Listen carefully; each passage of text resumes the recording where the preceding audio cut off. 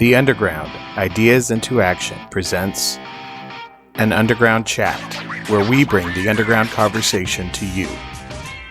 Today's chat, Connecting Humanity with Angela Russell, Vice President of Diversity, Equity, and Inclusion at CUNA Mutual Group.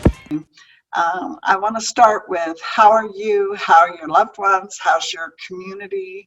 How are you doing? Yeah, that's a great question, and I like to start off with that. And honestly, my honest answer is it's a day-by-day, moment-by-moment thing for me. Right now, I'm doing okay. My kids started virtual school just a couple weeks ago, and helping them navigate that.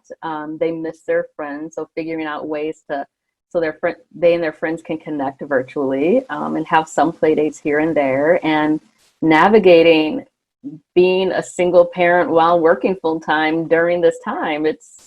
I'm learning a lot of new skills, and learning, the hardest part for me to learn is how to ask for help. So it's a learning process. I think you just already intrigued me. Asking for help is something that's very difficult, and during this time we want to help, and yet because of all the restrictions that are taking place, going back to school, and I mentioned my grandkids, all those things we can't just offer and run over there. Everything has to be taken care of. So how are you learning to ask for help, my dear? I'm not doing a very good job. My friends call me out and say, hey, you need help, or hey, I'm going to bring over dinner for you and your kids, or hey, reminder, you don't have to be Superwoman, and no one has to be Superwoman, and it's okay to ask for help. And actually having a boss to tell me to take breaks is really super helpful. I cannot be more grateful for CUNA Mutual during this time, and not only saying the words to help support their employees, but also walking the talk and modeling how to take breaks, modeling how to parent and be a family member, an effective family member during this time. So it helps me feel like I'm not alone, and it helps me feel like I am doing this and walking this and navigating this journey with other folks in community, which is really helpful. That's an important part of our journey right now, is having people around us that love us and take care of us. And it's really, I was able to see the video that went out to all of the employees about the commitment that your Bob has for this from a CEO perspective. And so I think it's pretty powerful. So here is a woman that is representing, if you will, a very important part of the world today, not only from the standpoint of what you do with CUNA Mutual, but with your employee resource groups, with your involvement with DEI, with all of the things that are happening that are kind of coming together, if you will, in 2020. Who would have known? But what's your journey? What got you to this point? Oh, yeah. I have not had a traditional career by any stretch of the imagination. So I actually, in undergrad, I studied biochemistry. I thought I wanted to be a physician, was pre-med, and then between my sophomore year and junior year, I had an internship at our state health department looking at the disparities in mortality between Black and white women in Wisconsin. And that got me interested in racial disparities in health. So then I changed, and I'm like, I'm going to go to graduate school to study population health. So my graduate degree is actually in epidemiology. So I have a master's in population health with a focus on chronic disease epidemiology. While I was in grad school, I worked at the medical school at this place called the Center for the Study of Cultural Diversity in Healthcare. And that got me even more interested in diversity, culture, and how that impacts health outcomes. And so after that, I went to work for the state health department, actually doing communicable disease epidemiology, looking at hepatitis C, hepatitis B, and HIV. I'm a massive nerd. If you don't know that already, I'm just a big old nerd. And then I ended up working in politics for our governor, doing some policy work on a variety of topics, including health, veterans affairs, early childhood education, and a whole variety of things. And then I went back into population health and really started understanding the connection between financial well-being and health outcomes over time. So eventually that led me to working at CUNA Mutual Group, because there's such a huge, strong connection between finances and community health and it's actually one of the biggest drivers. So that made me kind of compelled to join CUNA Mutual Group. And it was, they were hiring for the first job or first position dedicated to diversity and inclusion. And I was lucky enough to get that role. And then we've kind of expanded what we've done over time. So it's for me, an incredible blending of my career passion in terms of public health and knowing that economic well-being is such a key driver. And I've got that background in politics, epidemiology, and then just a whole background in community engagement as well. So it's a really good kind of fit for me right now. So I'm very interested in the fact that you're a nerd and the idea, but the idea of does it feel sometimes like these issues we're dealing with are just too big? When you look at data, when you look at the science, and when you look at your journey, and you pull all that together, what keeps you moving forward when it seems to me at times that it's almost overwhelming? Yeah, there are actually a few things that keep me going. Number one is that I know that it's not just on me to change everything, it's all of us. So that's huge. And I think what happens in this space of DEI, I see it happening a lot, is that everyone thinks that they have to play all of the roles. And all we have to do is play our role and then work in concert and harmony with everyone else. So in addition to that nerdy background of epidemiology, I also used to be very much into music. I played the flute for years and years and years and years and years. So that notion of everyone has a role to play is really important to me. And the other thing, in terms of breaking it down, my flute professor in college would say, we've got this huge piece that we need to learn, but just take it measure by measure. You don't have to master the whole thing at one time, because that's not realistic. Just take one step at a time. And that's actually what I have to try to teach my kids too, when they're getting overwhelmed with everything. One thing at a time. Know that there's a big thing that we need to tackle. Play your part measure by measure and get that good before you go to the next step. And there's not to sound cheesy, but and this is going to sound so cheesy, but Martin Luther King has this quote of, faith is taking the next step in front of you without seeing the entire staircase. So really just do the next thing that's in front of you. That's what keeps me going. That's interesting, and I think that it's a lesson for all of us that one step leads to the next step, which leads to the end journey. In today's environment, I find myself less patient, and I'm sure that it's because of all of the things that are hitting us. And so the idea of taking a deep breath and stepping back, and the intersection of financial health with the whole idea that we need to work at the core of how people are feeling and where they're going. When we see the injustice, and you've been in politics too, so I'm know that when you see the injustice happening today, and we talk about systemic issues and how do we deal with it, obviously the DEI initiative and some of the things that the collective were raising awareness, where we're all having conversations that are unique and I think are pushing us forward. What do you think the desired outcome should look like? I know it's kind of a big strategic conversation, but I was just curious about how you look at it and what you'd like to see happen.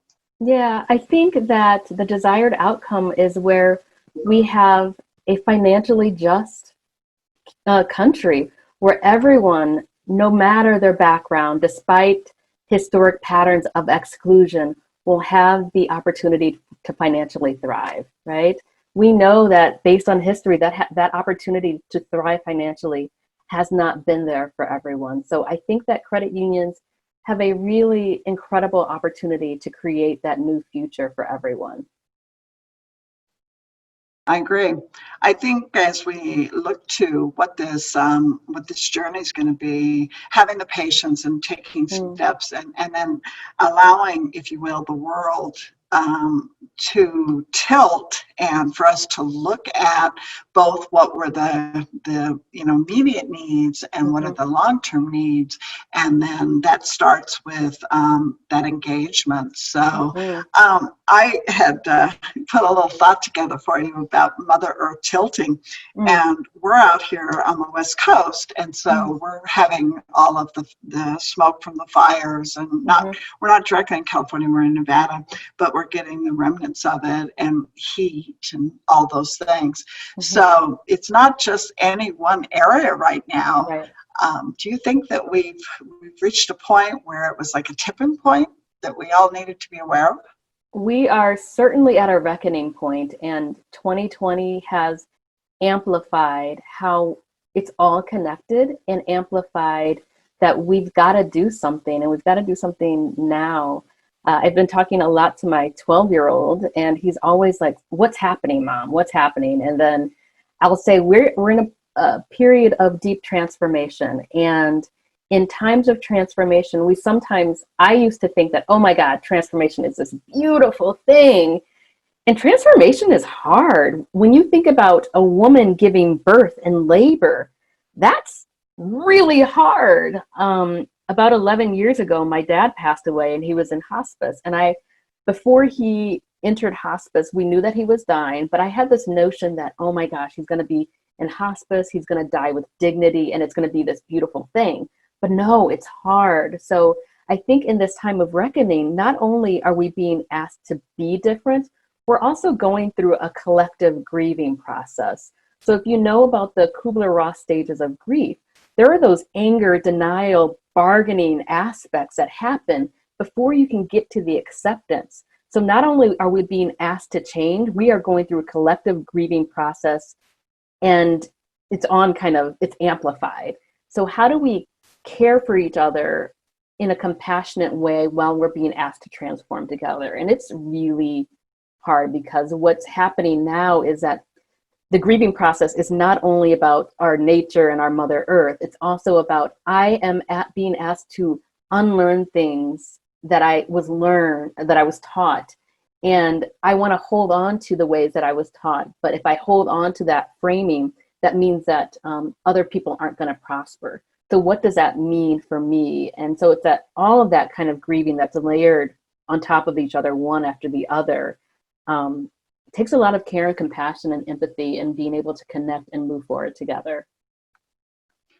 We were discussing, anyway, what came to mind when you were talking was the idea that transformation is a metamorphosis, which means a butterfly, right? Yes, so absolutely. You're right. We have this like kind of mythical idea of what it means.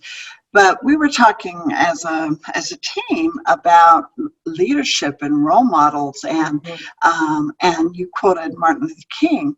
I was lucky enough in my generation to go through a lot of disruption, a lot of transformation, but we had significant role models. We had people that inspired me, and as a child, I remember the moments of those changes that took place. And in today's environment, I'm looking for who is our model. And you mentioned what you have to do with your or what you get to do with your 12-year-old.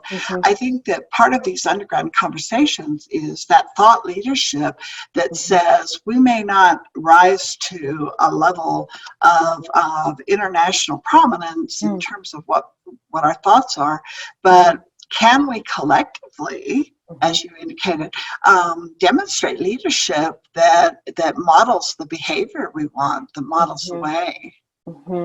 Yeah, I think that's a great way to think about it. And there's this woman named Deepa Iyer, and she has this great framing on the different types of roles and the different types of leadership that's necessary to make something come to life. So there's a visionary type of leadership. There's a building type of leadership. There's an execution type of leadership.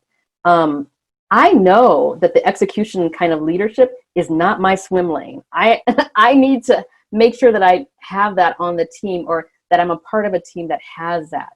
So it's really incumbent upon each one of us to know, what is your swim lane, what makes you come alive, and what makes you thrive, and who else do you need to be with to make something come alive, because it's not just on each one of us.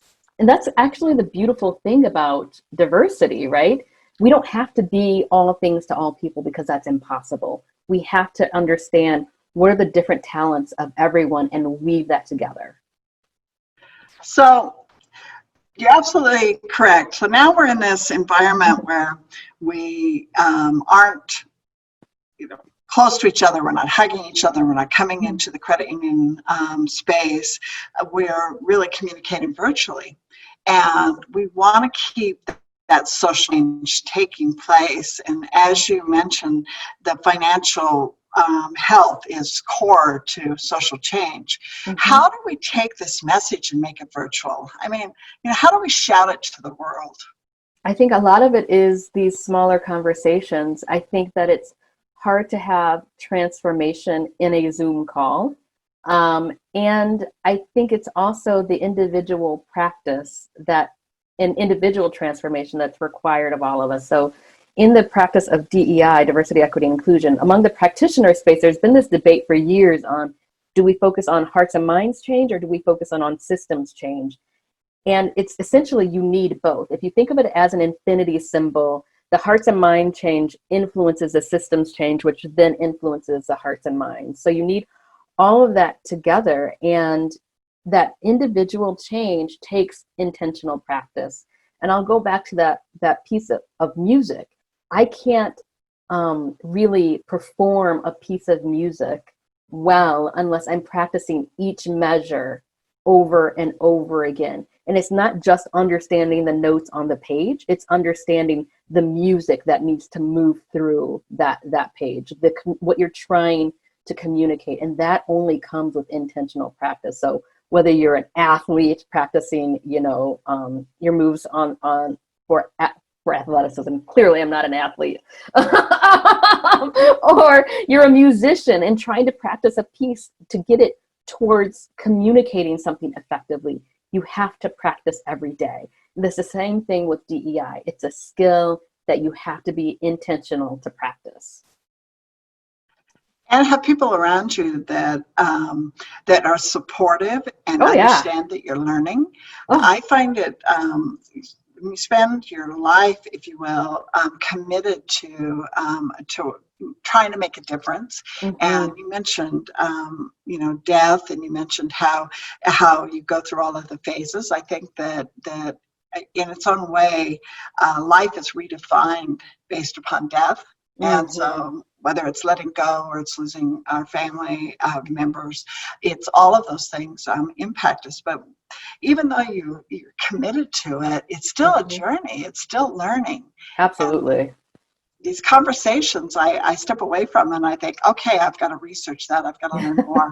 But I wanted to say one thing that really, when you were talking about the infinity symbol and how it's an ebb and flow. One of the things that has always been a practice of mine is the idea of instant karma. And so what I would do with my children and with my colleagues and in a work environment, if somebody stubbed their toe or if they, bumped their knee or whatever, I would say to them, so tell me, what were you just thinking? Or tell me, was that like in reaction to something that just took place? Right. And so with my children, it's like the idea that I don't have to catch them doing wrong. It's really about our own self-accountability and our own self-awareness that will end up impacting you. And so your thoughts there about each one of us and how we're going to take step by step, that really kind of ties into the overall philosophy that we each have to be measured and thoughtful and mindful and take responsibility. Absolutely.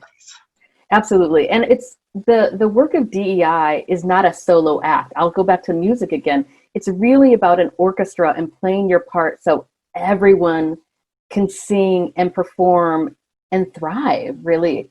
Yeah, it's back in the day, well before I was even interested in medicine, I wanted to be a conductor. And in terms of conducting music for an orchestra, you have to understand all the different parts, but understand how they work together to create a beautiful story and a beautiful piece. And that's the same thing with the work of diversity, equity, and inclusion. You've just painted an incredible picture for me, because I can also see the drums, and Right. and Yeah. right. I mean, Yeah, there are absolutely. moments that I want to hear the sweetness of music, and there's other moments that I just want to pound those drums and Yeah. just get everybody to wake up and be part of it. Right. I mean, and just to take that orchestra analogy a little bit further, is if we think about history, we know that there have been parts of the orchestra that have been silenced. And so the conductor for DEI is trying to amplify those voices, not to drown out the other voices or the other parts of the orchestra, but so that they can all work in harmony to create that one piece of music.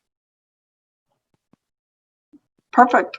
I believe that there are times that we also, all of us, need to silence the instruments so that we Yes. can hear that power and passion when it comes out, that we're Right. not trying to overthink it or overtalk it.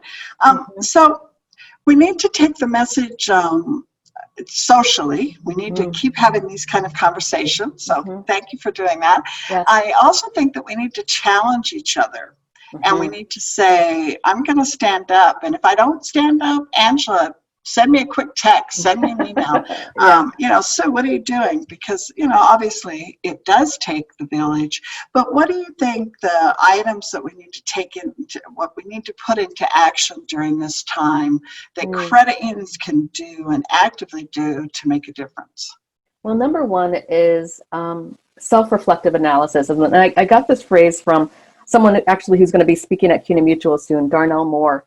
We cannot begin to go out to preach to others on what they should be doing if we don't understand how each one of us is contributing to the disparities in the system. So understand what your role is in terms of what your gifts are and what you still have to learn. I talk about the notion of confident humility a lot, in terms of confident that we're right on the right path in terms of increasing diversity, equity, and inclusion within our system, but humble enough to say we all have still a lot more to learn.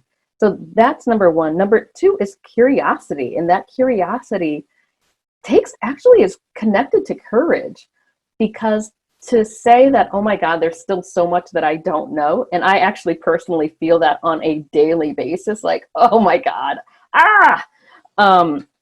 and ask those questions of what am I missing? What else do I need to learn to be more effective at this type of work? And courage to stand up. My daughter recently wrote a report for school in terms of heroes.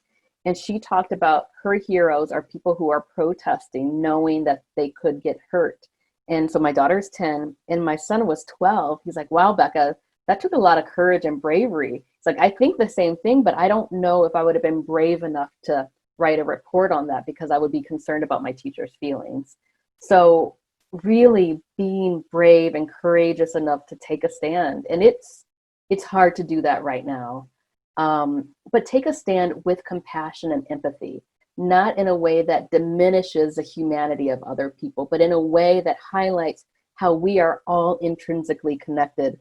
A quote that I use a lot in this space, it says, if you've come here to help me, you're wasting your time. But if you've come because your liberation is bound up with mine, then let's work together. That's a quote by Lila Watson. And it's really about how my humanity is as much connected to yours, Susan, as yours is to mine.